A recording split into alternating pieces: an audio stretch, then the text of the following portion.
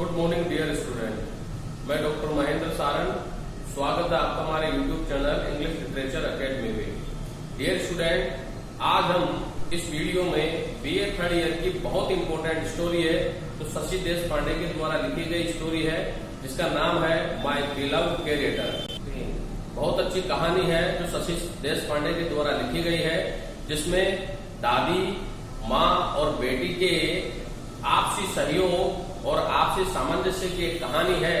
किस प्रकार बेटी जो है वो अपनी माँ की कैरेक्टर बनती है और किस तरह से माँ अपनी बेटी की कैरेक्टर बनती है। उस स्नेह को, उस प्रेम को शशि देशपांडे के द्वारा इस कहानी के द्वारा बताया गया है। डियर स्टूडेंट, अगर मैं इस कहानी की बात करता हूँ माय बिलव्ड कैरेक्टर, तो शशि देशपांडे के द्वारा लिखी गई है। तो आइए मैं आपको इसके कैरेक्टरों से रूबरू करवाता हूँ और मैं इस कहानी का आपको प्लॉट समझाता हूँ। डियर स्टूडेंट, अगर इस कहानी की बात की जाए तो इस कहानी में दादी है जिसकी शादी एक ऐसे परिवार में होती है जहां पर उसे कई सारी प्रथाओं का, कई सारी परंपराओं का पालन करना पड़ता है।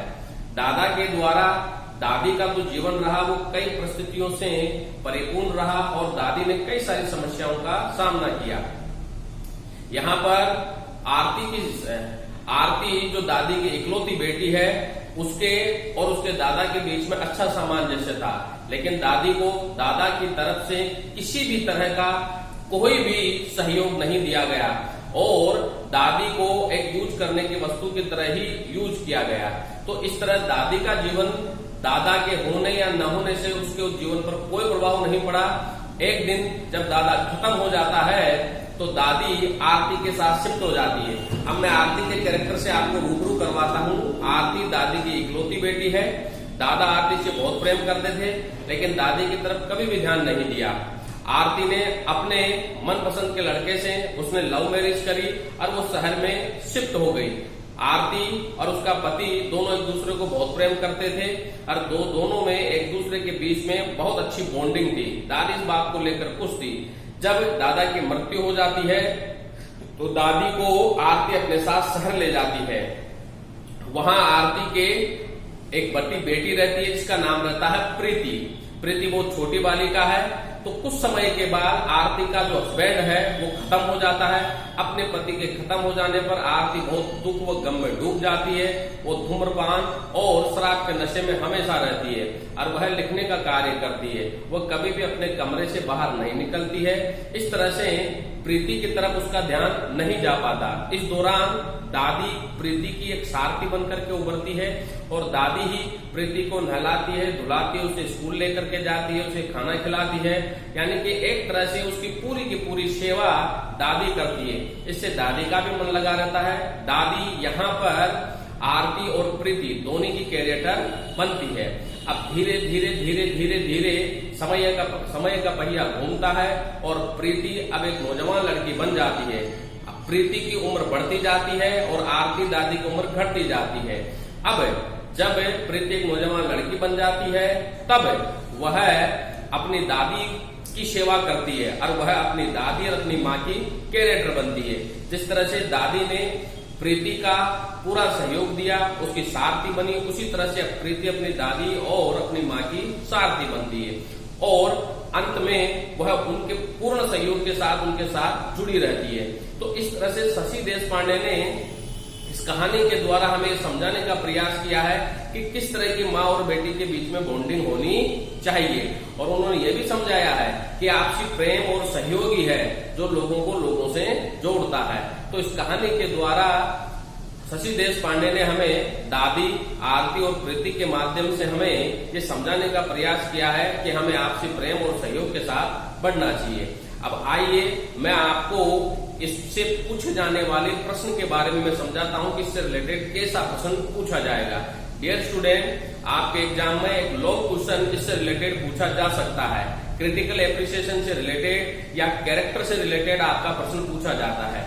अगर क्रिटिकल एप्रिसिएशन से रिलेटेड प्रश्न पूछा जाता है तो आप उसका आंसर बिना पॉइंटों को न दें, आप उसे पॉइंट्स के माध्यम से उसका आंसर जरूर लिखें ताकि आपकी वर्ड लिमिट भी कंप्लीट होए और आप उसे अच्छी तरह से डिस्क्राइब भी कर पाए। किस तरह से लिखा जाए मैं आपको उसका एक स्लोट बताता हूं कि इस स्लोट के माध्यम से आप उसका आंसर दें। तो आइए मैं आपको बोर्ड पे समझाता हूं कि इसके बड़ा आंसर आप कैसे देते हैं। डियर स्टूडेंट, आप यो समझ लीजिए कि इस पे प्रश्न पूछा जाए, write a critical note, write a critical note about the story my beloved charioteer. Dear student, इसमें से कोई सा भी लॉन्ग क्वेश्चन पूछा जाए, आप इसमें ये प्रश्न सारे पॉइंट क्लियर करता है। तो सबसे पहले आप लिखेंगे इंट्रोडक्शन अबाउट द राइटर से इसकी शुरुआत करेंगे। दूसरा इंट्रोडक्शन अबाउट द स्टोरी और समरी ऑफ द स्टोरी और theme and plot of the story. और फिर इसमें कैरेक्टरों को लिखे आप, कैरेक्टर ऑफ द स्टोरी।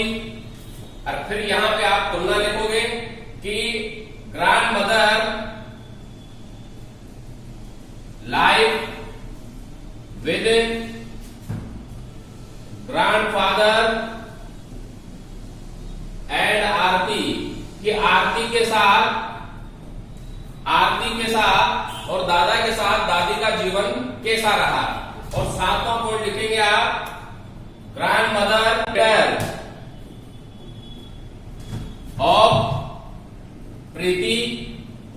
और फिर आठवां पॉइंट लिखोगे प्रीति है grandmother as a character of Preeti और Preeti as a character of grandmother. ये कैसे बनते हैं, और इसमें लिखोगे love, emotion and caring life, कि किस तरह से इसमें प्रेम, इमोशन आदि को बताया गया है। ठीक है। और 10वां पॉइंट आप लिखोगे इसमें कंक्लूजन। और 11वें पॉइंट में क्रिटिकल नोट के साथ आप इस प्रश्न को एंड करोगे। कहने का मतलब डियर स्टूडेंट, मैं आपको ये समझाना चाह रहा हूं कि बिना पॉइंटों के आप आंसर न लिखें। जब भी आप इसका बड़ा आंसर लिखें तो इन सभी पॉइंट्सों को, जैसे कि इंट्रोडक्शन है राइटर का, कहानी का इंट्रोडक्शन है, कैरेक्टर है, ये थोड़ा बने और जो एग्जामिनर जो ढूंढना चाहता है उसे वो मैटर आपके आंसर में मिल सके। तो इसी तरह से आप इसका आंसर लिखें।